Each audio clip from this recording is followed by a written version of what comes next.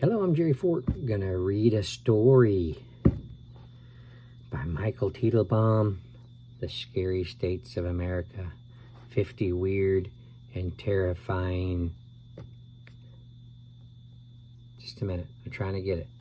I've read it so many times now, I should get it. 50 Weird and Terrifying Stories. One from each state. 50 weird and terrifying stories. One from each state. Yeah, okay, I had it. Based on true events. There you go. All right, the state I'm going to read about now is Mississippi. Cemetery ghost. It's a cemetery and there's only one ghost flying around? This one must be special, right? Occasionally, I get to meet some of the paranormal enthusiasts I communicate with online. I was going to be near Greenwood, Mississippi for my cousin's wedding, so I texted one of my online friends, Goth Girl 485. She lives in Greenwood, and she's a total vampire and cemetery nut. She collects stories and legends, and even does charcoal rubbings of the gravestones of supposed vampires. When she heard I was going to be near her town, she wanted me to meet her to check out a bizarre statue in a cemetery there. Okay, this is the texting back and forth. Okay, Goth Girl's Gigi. Okay, and then there's Paraguay, which is Jason. Is that right? Yeah, I think it's Jason. Okay. Yeah, make sure.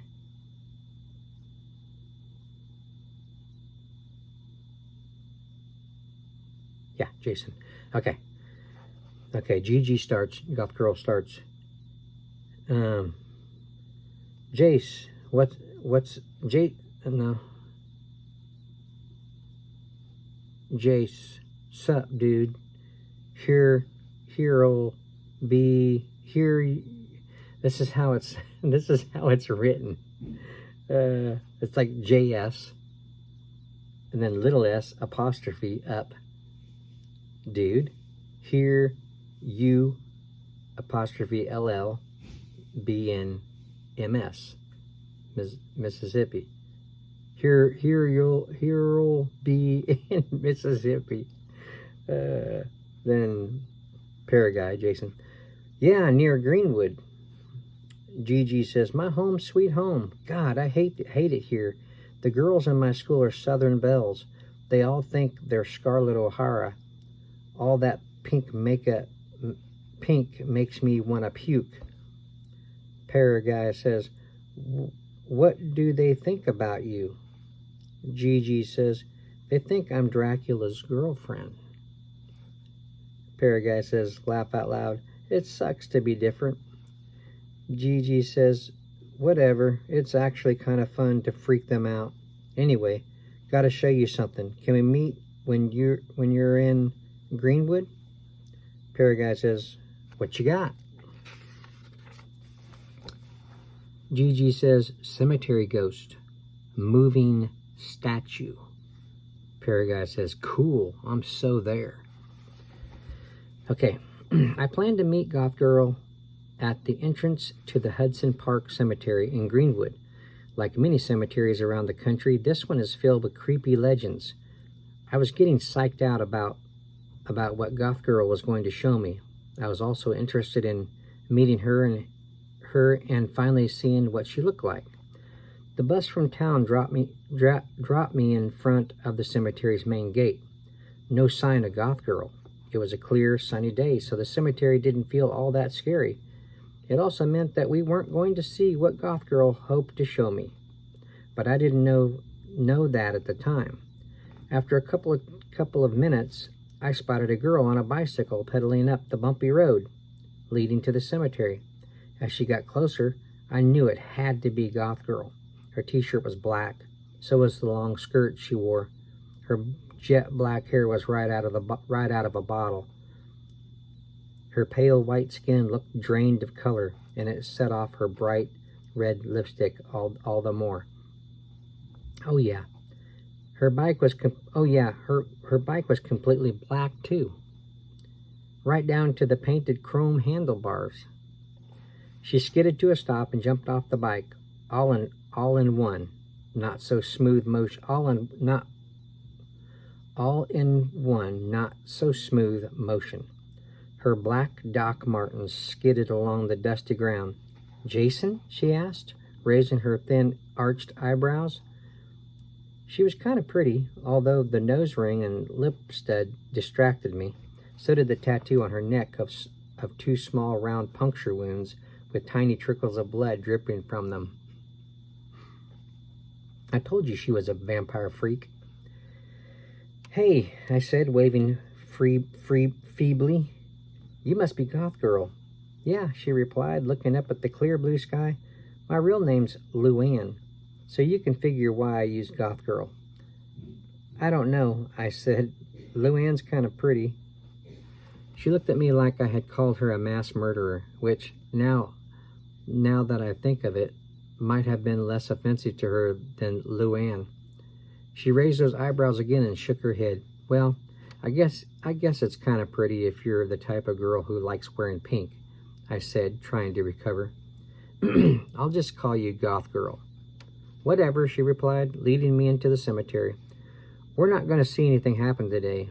The weather's too nice, but they're predicting storms for tomorrow. I wanted to show you the statue anyway. You staying for a couple of days?" "I'll be around tomorrow," I replied, though I wasn't sure I wanted to commit to another day of hanging out with Goth Girl. She wasn't exactly warm and friendly. On the walk through the cemetery, Goth Girl filled me in on the story of 6-year-old Jennifer Regan, whose grave we were going to see. Jennifer died about 10 years ago and was buried in Hudson Park Cemetery. Her devastated parents commissioned a life-sized statue of Jennifer, swinging happily on a swing. The statue now rests atop her tombstone. Playing on swings was one of Jennifer's favorite activities. Now her happy, smiling face is permanently captured in marble as she kicks her feet toward the sky. Jennifer, it seems, was always terrified of thunder. She would run into the house and hide under her covers whenever a thunderstorm blew through Greenwood. So now, Goth Girl explained, if you look at the statue during a thunderstorm, you'll see only an empty swing. The carved figure of Jennifer vanishes, hiding from the thunder, only to return when the storm passes. "There it is," Goth Girl said as we approached Jennifer's grave. Sitting on the grave was an amazingly lifelike statue. Gleaming sunshine glistened off the flawless white marble. Staring at the smiling little girl, I sensed that Jennifer must really have been a happy child. The statue captured her sense of joy with no hint that her life would be tragically cut short. I also got the strong feeling that Jennifer knew I was watching her. "You okay, Jason?" Goth Girl asked after a minute. "I guess you could tell that the statue freaked me out.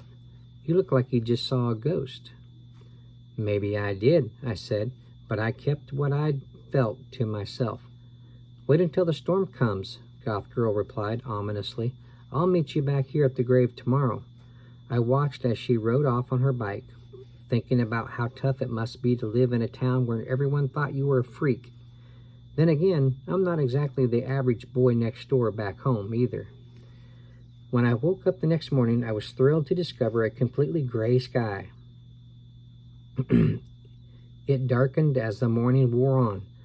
I grabbed an umbrella and hopped on the bus back to Hudson Park. The first drops of rain started to fall as I entered the cemetery. Cue the scary music, I thought, opening my umbrella. Looking around, I saw no one else there. Of course, who in their right mind goes to visit a cemetery during a thunderstorm? That would be me and my friend, Goth Girl. The rain fell harder, pounding the stone slabs and marble mausoleums in torrential curtains of water. The sky grew inky black, and the huge clouds formed a heavy ceiling over my head. Walking quickly, fighting the wind with my umbrella and beginning to wonder if this was such a great idea after all, I peered through the sheets of tumbling rain and spotted Jennifer's grave.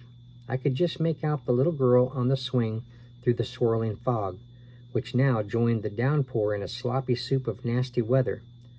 Someone tapped me on the shoulder, and I jumped 2 feet in the air. My sneaker landed right in a muddy puddle as I turned and saw a goth girl. "What's the matter, ghost hunter? A little jumpy?" she asked, smiling for the first time since I'd met her. "I'm okay," I said, standing with 1 foot in 8 inches of water.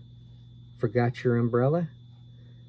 "Don't believe in them," she replied as her eyebrows ran down her face in streaks of black.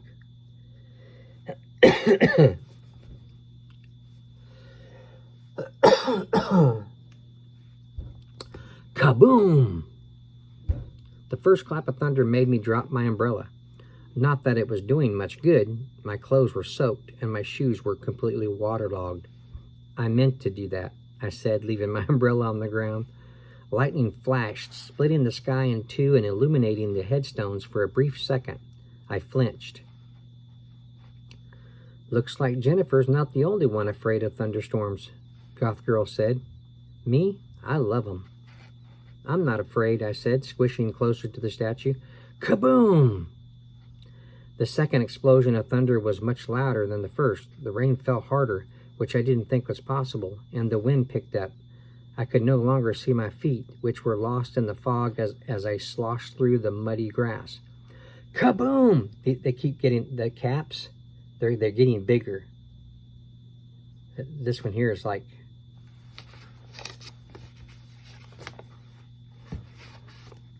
see how big that kaboom is? There's the kaboom. There's the other kaboom. Wait a minute. Yeah. Smaller kaboom, larger kaboom. So I'm really supposed to like yell kaboom, but I don't want to be too loud. So the next clap of thunder was unbearably loud and felt like it was right above us. "Look at the statue," Goth Girl yelled loud enough to be heard above the deafening thunder and the pounding splash of rain. I glanced up at the marble carving. Jennifer was no longer there. I know I had seen the statue of the girl just a second earlier as I made my way toward her grave, but now, standing in front of it, I saw only an empty swing. "That's unreal," I said, forgetting all about the rain and my soaking sneakers. "Told ya," Goth Girl said, clearly enjoying showing off her local bit of paranormal craziness.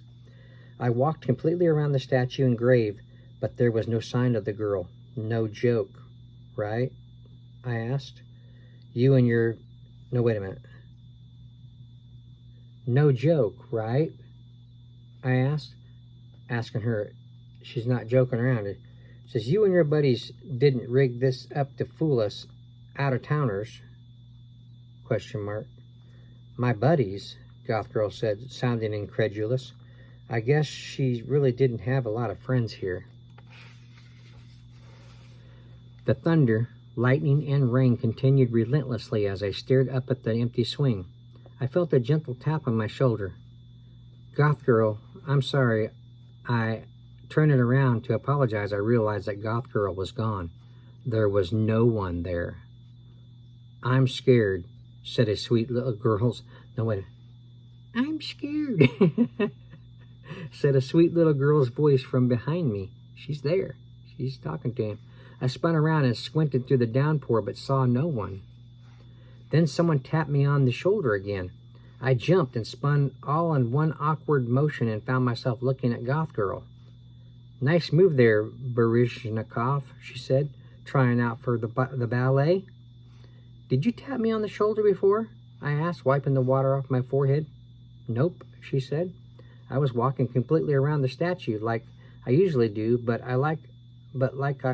like always, there was no sign of the girl." "I'm scared," the voice said again, this time from the direction of the grave. "You heard that, right?" I said quickly, grabbing Goth Girl's arm. She didn't pull away. Tell me you heard that. Heard what? She said, and then snorted. Yeah, I heard it. It's definitely Jennifer. I've heard her before, but I can never find her. I walked completely around the gravesite again. The swing remained empty. I was facing Goth Girl when I felt a tiny hand tap my shoulder from behind. Do you see anybody behind me? I shouted. Okay. Do you see anybody behind me? I shouted. Panic swelled inside me as I spun around, but again, no one was there. I was breathing hard. My heart pounded in my chest. I wanted to run away, but Goth Girl already thought I was a dork, or worse, a coward. No one, she said. I'm telling you, it's Jennifer. I'm scared, said the tiny voice again. Then a soft sobbing poured from the grave. It grew quieter and quieter until I could hardly make it out. It was then that I noticed that the rain had begun to let up and the sky was brightening. It had been several minutes since the last boom of thunder. The sobbing stopped. The storm is passing, I said. It's gone, Goth Girl replied. Look. I turned toward the grave. There was Jennifer back on her swing, smiling and kicking toward the sky. The swing and tombstone were dripping with rainwater. The statue of Jennifer was perfectly dry. That was way cool, I said, smiling through the water still dripping from my hair. Thanks, Luann. Goth Girl punched me on the shoulder hard. I could tell we were going to be great friends. There you go. Mississippi. Cemetery Ghost. I read another story it was about her. I can't remember which one it was, but it mentioned her name. Okay. Got that one done. If you enjoy paranormal books, you collect them. Collect paranormal paraphernalia. Paraphernalia. And this sounds like something you'd like to own. Get you a copy. Scary States of America by Michael Teitelbaum. 50 weird and terrifying stories, one from each state, based on true events. There you go. Thanks for watching. I appreciate it. See you on the next one.